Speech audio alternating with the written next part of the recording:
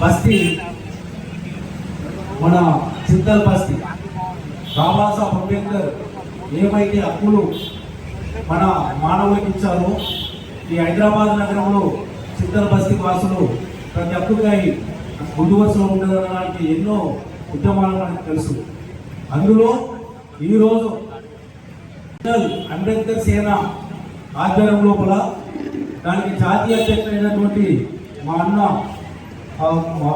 శ్రీధరరావు గారు, అదేవిధంగా ఆయన అనుచరులు గత నెల రోజుల నుండి అటు ఇంద్రపార్క్ దగ్గర కానీ రాష్ట్రంలో పలు ప్రాంతాల్లో కానీ ఒక పెద్ద జటిలమైన సమస్య అంటారా, లేకుంటే అన్యాయంతో గురైనటువంటిది రాజ్యాంగబద్ధంగా అన్యాయానికి గురి చేసినటువంటి ఒక సమస్య గురించి నేను మీకు వివరిస్తున్నాను.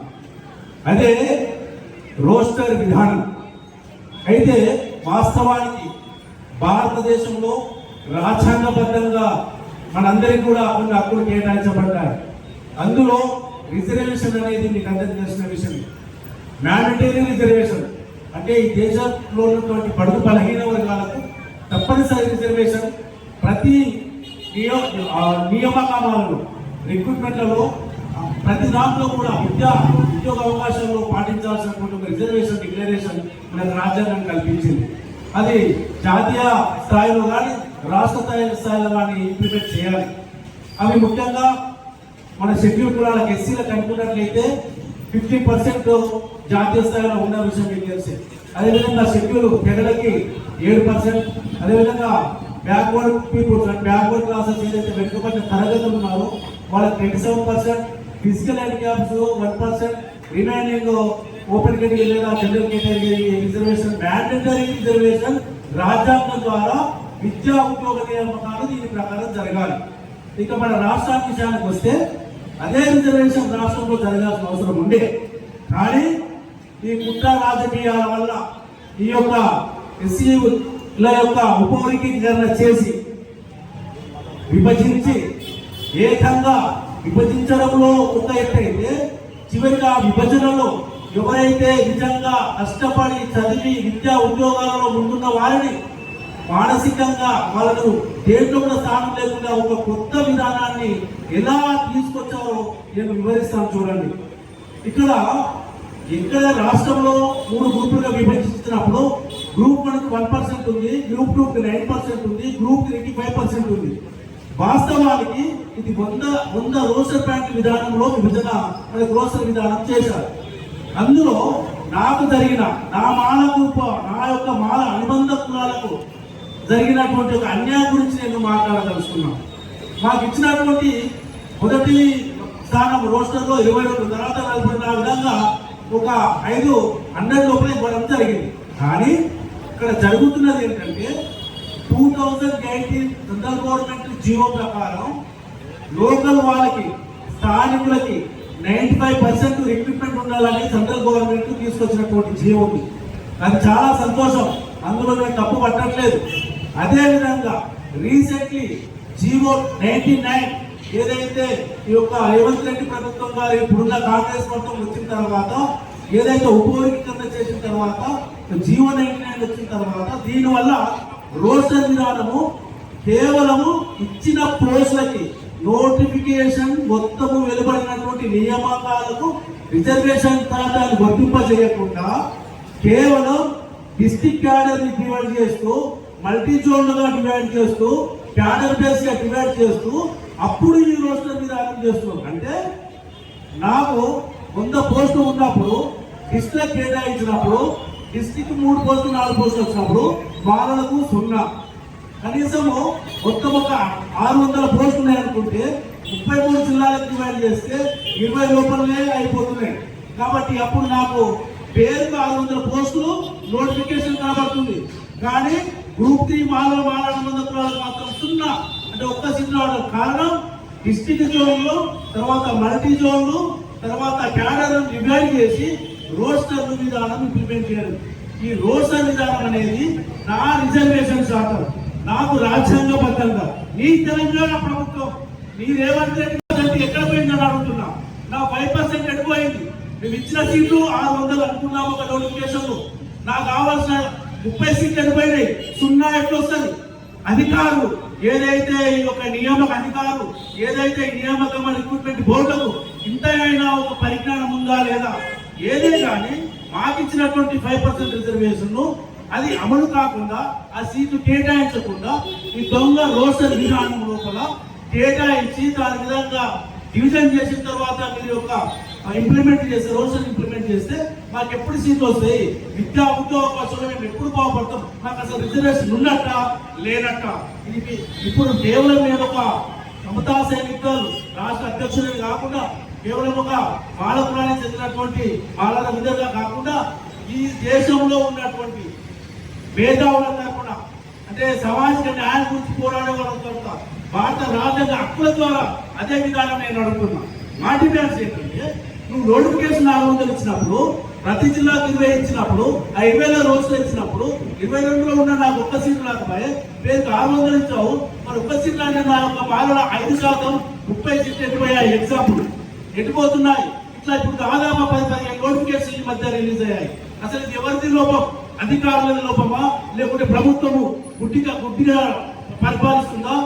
ఈ యొక్క అందులో ఉన్నటువంటి ఇక షెడ్యూల్ కులాలకు చెందినటువంటి ఎమ్మెల్యేలకు కానీ ప్రత్యేకంగా మా కులానికి చెందినటువంటి బాల కులానికి చెందినటువంటి ఎమ్మెల్యేలకు కానీ ఎంపీలకు కానీ ఇక అడిగి కూడా వృధా ప్రయాసది. వాస్తవానికి ఎప్పుడైనా కానీ రాజ్యాంగం ఆర్టికల్ 16 ఏం చెప్తుందంటే అందరూ కూడా సమానత్వ భావంగా హక్కులు కల్పించాలి. అదేవిధంగా ఆర్టికల్ 64 ఏం చెప్తుందంటే విద్యా ఉద్యోగ అవకాశాలను ఏదైతే రాజ్యాంగం ద్వారా ఇచ్చినటువంటి హక్కులు తప్పనిసరిగా నెరవేర్చాలి. అంటే నాకు రావాల్సినటువంటి 5% ఒక నోటిఫికేషన్ లో 100 సీట్లు వచ్చినప్పుడు నాకు 5 సీట్లు రాకుండా 0 వస్తుందంటే ఈ యొక్క రిజర్వేషన్ సిస్టమ్ ఎందుకు ఉంది? అసలు ఈ రోస్టర్ అనేది ఎందుకు వచ్చింది? ఈ రోస్టర్ లో నా రిజర్వేషన్ నాకు రాజ్యాంగబద్ధంగా నీవు చేసిన ఈ దొంగ వర్గీకరణ వలన అదే నీకు సామాజిక న్యాయం అంటున్నావు కదా అనుకుందాం. కానీ ఆ వర్గీకరణ ద్వారా నాకు రావాల్సిన 5% ఎటుపోయింది అనేది ప్రశ్న. మండల్లో ఇక్కడ 22 నుండి 16 రావాలని మన వాళ్ళు అంటున్నారు. 20 నుండి 16 వచ్చినా కూడా నష్టమే. రోస్టర్ విధానం అనేది తప్పు. ఎందుకంటే 40 సీట్లు ఉన్నాయనుకోండి నోటిఫికేషన్ లో వాళ్ళకి కావాల్సిన ఏంటి? 5%, 40లో 5% సీట్లు రావాలి. ఈ రోస్టర్ విధానంలో 16కి వెళ్ళిపోయినాం. మొదటి రౌండ్ లో 16 వచ్చేస్తుంది సీటు. నెక్స్ట్ మళ్ళీ ఇంకొక సీట్ ఎప్పుడు ఇంకొక పాయింట్ ఎప్పుడు వస్తుంది? నెక్స్ట్ 42 ఉంది. మరి 40 సీట్లు ఉన్నప్పుడు నాకు ఇంకో సీట్ ఎటుపోయింది? మరి నా 5% ఎటుపోతుంది? ఇది కావాల్సింది ఏంటంటే రోస్టర్ విధానం పూర్తిగా పునఃపరిశీలించి ఏ వర్గానికి కావాల్సినటువంటి తెలంగాణ ప్రభుత్వం ప్రతి వర్గానికి కేటాయించినటువంటి గ్రూప్ 3కి 5%, గ్రూప్ 1 12%, గ్రూప్ 2కి 9% ఖచ్చితంగా అమలయ్యే రోస్టర్ విధానాన్ని ఖచ్చితంగా ప్రతి గవర్నమెంట్, ప్రతి బోర్డు, ప్రతి నోటిఫికేషన్ కూడా సమీక్షించాలి. అప్పటి వరకు ఇప్పుడు వేసినటువంటి నోటిఫికేషన్లు ఏవైతున్నాయో అవి ఖచ్చితంగా నిలిపివేస్తూ సరి అయిన న్యాయం అడుగుతున్నాం. అన్నదారు అన్నట్టు ఎవరి హక్కులు కూడా ఎవరికి రావాల్సినటువంటి రిజర్వేషన్ మేము ఉంచుకోవట్లేదు. నీవు ఇచ్చిన రిజర్వేషన్ నువ్వు ప్రకటించినటువంటి 5% రిజర్వేషన్ మాకు అది కూడా తగ్గకుండా చేస్తున్నా అంటే ఇంతకన్నా దుర్మార్గం ఈ ప్రభుత్వ అధికారులది. నిజంగా మీరు చదువుకున్న వాళ్ళు పోటీ చేయగలుగుతారా? ఈ చదువుకున్న వాళ్ళే రిక్రూట్మెంట్ పోటీ చేస్తున్నారా? ఒక నోటిఫికేషన్ లో 7,500 పోస్టులు 5,000 పోస్టులు పోలీస్ రిక్రూట్మెంట్ ఉన్నప్పుడు నాకు రావాల్సిన 5,000 తీసుకున్నట్లయితే 5,250 సీట్లు మాలకు రావాల్సి ఉంటే ఈ పనికిరాని రోస్టర్ విధానం వల్ల నాకు 100 లోపల పరిగెట్ చేస్తే రాజ్యాంగం ద్వారా అందులో తెలంగాణ ప్రభుత్వ కాంగ్రెస్ ఈ యొక్క మూర్ఖపు ప్రభుత్వం చేసినటువంటి 5% ద్వారా నాకు రావాల్సిన 250 ఎటుపోయినాయి. ఎవడు మీకు చేస్తున్నారు? ఎదుదారణం జరిగింది. ఈ క్లారిటీ ఎవరిస్తారు? ఇది మేధావులు ఈ రాష్ట్రంలో ఉన్నటువంటి కులాలకు అతీతంగా మతాలకు అతీతంగా మాకు మ్యాండేటరీ రిజర్వేషన్ తెలంగాణ ప్రభుత్వం చేసినటువంటి మ్యాండేటరీ రిజర్వేషన్ నా 5% రావాలని ఈ యొక్క మన తెలంగాణలో ఉన్న మేధావులందరూ కూడా మా యొక్క గ్రూప్ తరఫున మాల కులాల తరఫున కూడా మీరందరినీ వాళ్ళని తెలియజేస్తూ ఈ మన శ్రీధరరావు అన్న గారు నిజంగా ఒక అమరావతిని రాపిస్తారు. అంటే ఇది ఒక ప్రాణాన్ని తలపైన వ్యక్తి అంటే ఒక కంపేర్ ఒక కోణంలో ఇప్పుడు అమరావతి చేస్తాం. మొదటి నుండి సాయంత్రం వరకు అయిపోయింది. మొదటి రోజులో నేనేం చెప్తున్నాను ప్రభుత్వానికి డిమాండ్ అంటే ముఖ్యమైన డిమాండ్ నోట్ చేసుకోండి. ఏదైతే నోటిఫికేషన్ రిలీజ్ అవుతారో ఆ నోటిఫికేషన్ మొత్తం వేకెన్సీస్ ఏవైతే ఖాళీలు ఉన్నాయో ఆ ఖాళీలకు మల్టీ డివిజన్స్, డిస్ట్రిక్ట్ డివిజన్స్, తర్వాత మల్టీ జోన్ల పేరు డివిజన్స్, క్యాడర్ డివిజన్ చేయకుండా మొత్తం ఖాళీలకు ఎంతైతే విధించిందో అప్పుడు నాకు రావాల్సిన మానిటరీ, నాకే కాదు అందరికి కావాల్సిన మానిటరీ అప్పుడే కేటాయించాలి. కేటాయించిన తర్వాత ఆ రిజర్వేషన్ రిఫ్లెక్ట్ అయ్యేటట్టు వివిధ జిల్లాలో ఖచ్చితంగా నాకు రావాల్సినటువంటి రావాలి. కానీ మీరు డివిజన్ చేసిన తర్వాత చేయకూడదు, అది చాలా తప్పు.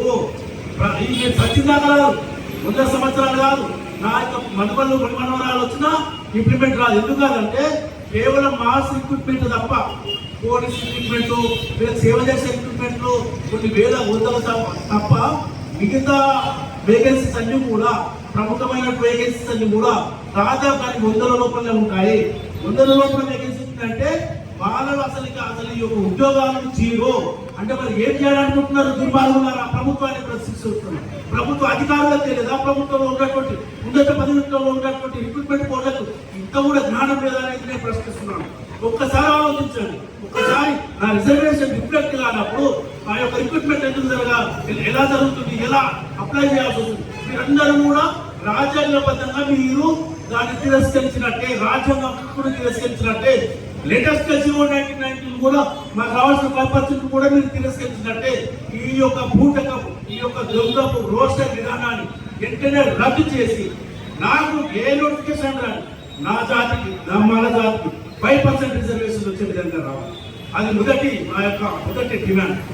రెండో డిమాండ్, ఏవైతే వేకెన్సీస్ మిగులుతాయో అవి క్యారీ ఫార్వర్డ్ పేరు మీద, రకరకాల పేరు మీద మొదటి 2 గ్రూపులో మనుషులు లేనప్పుడు నాకు రావాల్సిన అవకాశం లేకుండా దాన్ని రన్నింగ్ మూమెంట్ లో చేయకుండా దాన్ని ఆపేయడం జరుగుతుంది.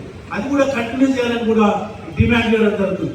వాస్తవానికి ఇప్పటికే 3వ డిమాండ్, ఇప్పటికే ఇచ్చినట్టు నోటిఫికేషన్లు అన్ని కూడా ఆపేసి రద్దు చేయమన్నట్లే ఆపేసి దానిపైన నా 5% రిజర్వేషన్ క్లియర్ గా డిస్ట్రిక్ట్ లెవెల్లో నా 5% కూడా వచ్చినప్పుడే దాని ఖచ్చితంగా దాని పరీక్షలు కానీ, ఇంటర్వ్యూలు కానీ, దాని యొక్క సంబంధించినటువంటి శారీరక పరీక్షలు అన్ని నిర్వహించి మీరు ఆ యొక్క నియామకాలు కొనసాగించాలని నా యొక్క 3వ డిమాండ్ చేస్తున్నాం.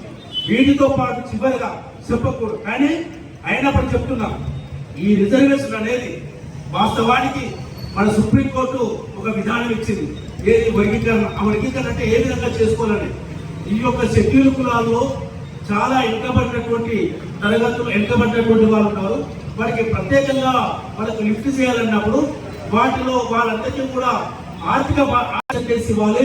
ఏ విధంగా చేయాలని చెప్పి ఒక బాధ్యతగా ఒక సుప్రీంకోర్టు తీర్పు ఇచ్చింది. దాంట్లో భాగం ఏంటంటే కులానికి సంబంధం లేకుండా, జనాభాకు సంబంధం లేకుండా షెడ్యూల్ కులాలు అది ఏ కులమైనా ఉన్నది వెనుకబడినటువంటిది, మరీ ఆర్థికంగా వెనుకబడినటువంటి వారందరికీ కూడా ప్రత్యేక అవకాశాలు, ప్రత్యేక కేటాయింపు జరగాలని చెప్పేసి ఆ యొక్క సుప్రీంకోర్టు కేటాయించడం జరిగింది. కానీ మన తెలంగాణ ప్రభుత్వం దానికి విరుద్ధంగా వాస్తవానికి ఏ కులం లేకుండా, అది మాల కానీ, మాదే కానీ, డెక్కలి కానీ, రెల్లి కానీ, ఏ కులాలైనా ఇందులో ఉన్నటువంటి మార్జినల్స్ ఇప్పుడు ఎదిగిన వాళ్ళు, ఎదగలేని వాళ్ళు, ఎదగని వాళ్ళకు ఒక ప్రత్యేకంగా రిజర్వేషన్ కల్పించాలని యొక్క సుప్రీంకోర్టు సూచన చేస్తే మన రేవంత్ రెడ్డి ప్రభుత్వం మాత్రం కేవలం జనాభాధికారికంగా వాళ్ళు ఎవడన్నా కలిసి ఎవడన్నా ఉన్నవాడు లేనివాడు జనాభా ప్రాతిపదికన రిజర్వేషన్ కల్పించడం అనేది సుప్రీంకోర్టు ఇచ్చినటువంటి ఏదైతే దీని యొక్క సజెషన్ ఉందో, డైరెక్షన్ ఉందో దానికి విరుద్ధంగా రిజర్వేషన్ ఈ యొక్క వర్గీకరణ జరిగింది అనేది కూడా చివరిగా చెప్తూ దాన్ని కూడా ప్రభుత్వము ఆలోచన చేసి భంగపాటు కాకముందే అది మరోసారి కూడా ఆలోచించాలని తెలియజేస్తూ తక్షణమే మేము కోరేది ఇప్పుడు రిక్రూట్మెంట్ ఏవైతే నోటిఫికేషన్ చేశారో అవి రద్దు చేసి ప్రత్యేకంగా మా 5% మ్యాండేటరీ టోటల్ పోస్ట్ కూడా 5% చూపించేటటువంటి రిక్రూట్మెంట్ జరగాలి. నాట్ ఓన్లీ ఫర్ వాళ్ళు కానీ 9% వాళ్ళు కానీ, not only schedule caste peoples, BC 27% కానీ వీళ్ళందరూ కూడా వాళ్ళ ఖచ్చితంగా నోటిఫికేషన్ లో ఉంటూ తర్వాత కేటాయించిన తర్వాత డిస్ట్రిక్ట్ లెవెల్లో కూడా వివరణతోటి ప్రతి జోన్లో కేటాయించడం కూడా ఈ రిజర్వేషన్ పాటించడం మీ యొక్క తప్పనిసరి రిజర్వేషన్ ఏదైతే గవర్నమెంట్ ద్వారా అంటే కేంద్ర ప్రభుత్వం కానీ ఇటు రాష్ట్ర ప్రభుత్వం కేటాయించిన శాతాన్ని పాటిస్తున్నామని తెలియజేసినప్పుడే ఈ యొక్క అమరణ నిరాధ ఇచ్చిన మేము విరమించుకొని అప్పుడు మేము మీకు విరమించుకోవడం జరుగుతుందని తెలియజేస్తూ ఇన్ని లోపాలు ఉన్నాయి. కేవలం ఇది ఒక్కటే లోపం కాదు, ఇది సరిచేయడం వల్ల మనం బాగుపడలేదు. బాగానే నిత్యంగా చెప్తున్నారా, తల పైన మొత్తం మీద మనకి అడగదొక్కే ప్రయత్నం చేస్తున్నారు. కాబట్టి ఈ ఉద్యమము మామూలుగా ఆగిపోదు. ప్రతి వాడకు గ్రామానికి రేపు ప్రభుత్వాన్ని మొత్తం చాలా దిగ్బంధించే పరిస్థితి వచ్చే అవకాశం నాకు తెలియజేస్తూ ప్రతి ఒక్కరు కూడా మన యొక్క జాతి తరపున మనము రానున్న రోజుల్లో ప్రతి గ్రామంలో కూడా ఈ యొక్క అవగాహన కల్పించి మనకు జరుగుతున్నటువంటి ఘోరమైన అన్యాయం, రాజ్యాంగబద్ధమైనటువంటి హక్కులు అన్యాయంగా మనం మోసం చేస్తున్నటువంటి హక్కులు మనం అడుగుతున్నామని తెలియజేస్తూ మీరు ప్రతి ఒక్కరు కూడా భాగస్వామ్యం కావాలని తెలియజేస్తూ త్వరలో మరొక పేద ఉద్యమానికి దారి చేయాలని నేను ఒక జాతి యొక్క రాజ్యాంగబద్ధమైనటువంటి న్యాయ నిపుణుడిగా నేను మాట్లాడుతున్నాను. జై భీమ్, జై భారత్, జై భారత్.